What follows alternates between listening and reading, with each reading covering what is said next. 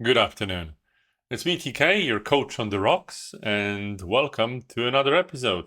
This time about empowerment. So, we're organizing a program for one of our big clients, and it's about helping management trainees, so young employees, but very bright, very talented, of the company to become leaders.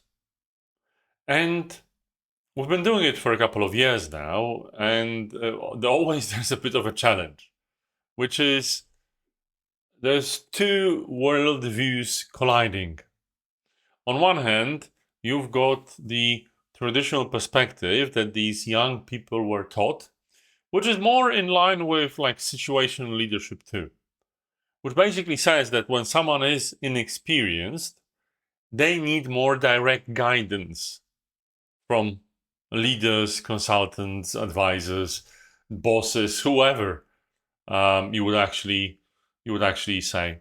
But on the other hand, we've got the agile philosophy of work that I myself subscribe to quite a bit, as you all know, I'm sure. And what happens is here we've got the concept of self-organization, self-governing, self-management, having your own idea, making your own decisions, empowering people. So these two words can collide a bit. So I invented, on one hand, I invented something that I find quite interesting, and actually I think it works quite well, which is guiding and directing people towards empowerment.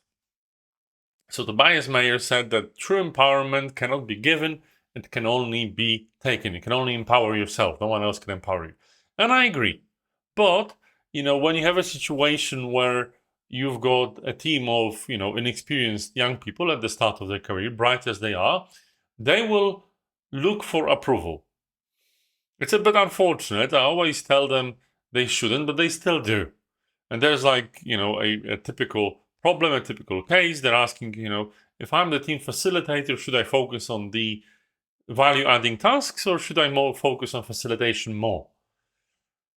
And there's no easy answer for that. So the answer I'm usually giving is you've got two options there. These are the pros and cons. And I would like you to make this decision within your teams with your actual challenges, the value you want to add, the personalities you have, the people that are working in your team, and your work culture, and so forth and so on. You know much better than I do. I will give you options. I will give you things to consider. It's like David Marquette and his intent-based leadership. Yes, I will help you make it safe, but I would like you to make this decision. Some would say it's not really empowerment. You could say that, they will try as much as possible to find the agenda and my advice, but I try to have done. I try to treat the two options or ends of the spectrum as equal and, be forthright about how, what are the consequences of each of the choices, positive and negative.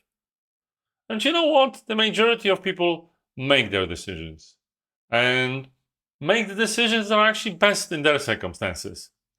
And I think this is an incredible learning opportunity for these young people. The opportunity to learn how to empower yourself, but also the opportunity to start being a proper leader. Because a proper leader always takes responsibility for what they do. I guess that's the mark of a leader. Hopefully, I'm also taking responsibility for my words, so if you disagree or you agree or you would like to comment, feel free to comment under this post or maybe comment. I don't know what's commenting now. So I guess that's that. I will hopefully see you tomorrow, but for now, have a great afternoon and see you soon. Bye bye.